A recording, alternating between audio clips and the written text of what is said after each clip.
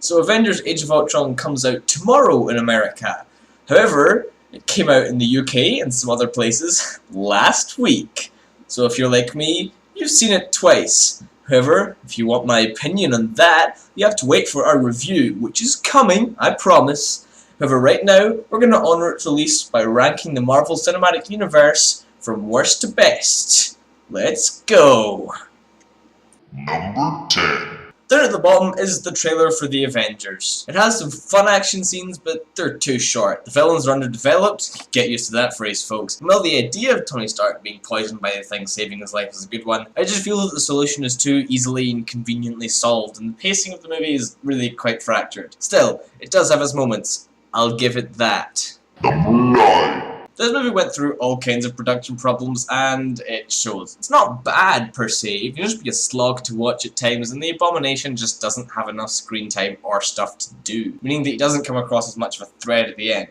Tim Roth was pretty good, but Liv Tyler, not so much. I'm lukewarm towards Norton's Bruce Banner, and I definitely feel Mark Ruffalo was an upgrade. I mean, seriously, where the hell is my Ruffalo solo outing, guys? What's wrong with you, Marvel? Number 8.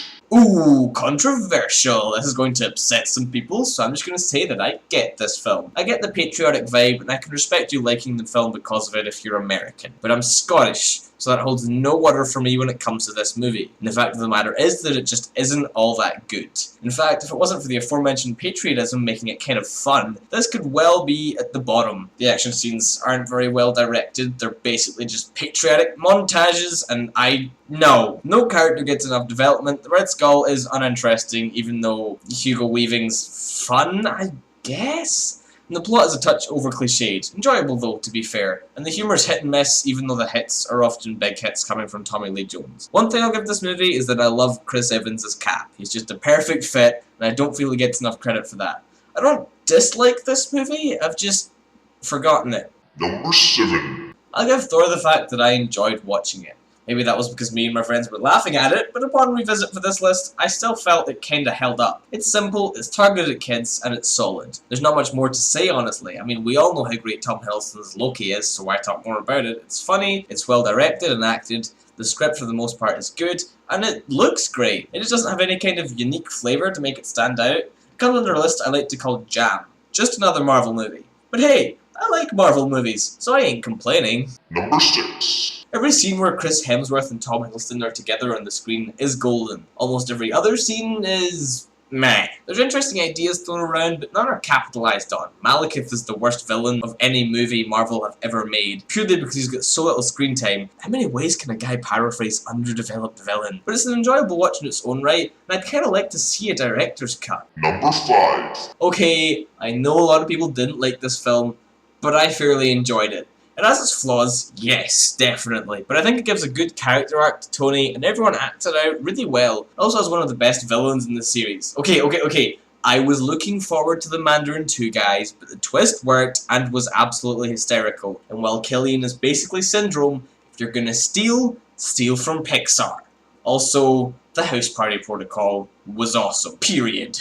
Number 4. Basically, Guardians of the Galaxy is a beautiful, hilarious ride with really likeable leads, and when I first watched it, I felt it lacked in the department of character development and themes, but the more I've watched it, it's kind of grown on me, but that still doesn't get a get out of jail free card. But Ronan the Accuser is barely there, and Thanos is out of place. I know we need him introduced, Infinity War, but all he does just doesn't fit in the film. But I really enjoyed this film.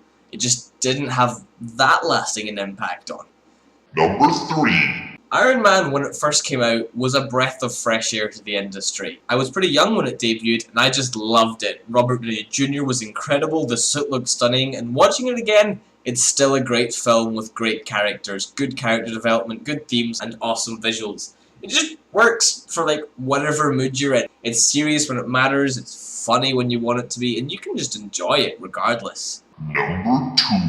Cheesy? Yes. Dumb? Yeah. Dumb before? Yeah, sort of. Over the top? Yes. Awesome? Oh, hell yes. I mean, who doesn't love the Avengers? It's funny, it's stunning to watch, it's action-packed, and it's the damn Avengers in a movie together, so shut up. Watching it in the cinema for the first time was damn insane as a comic book fan. and they nailed it. It's a faithful depiction of the comics, but tweaked to work as a movie.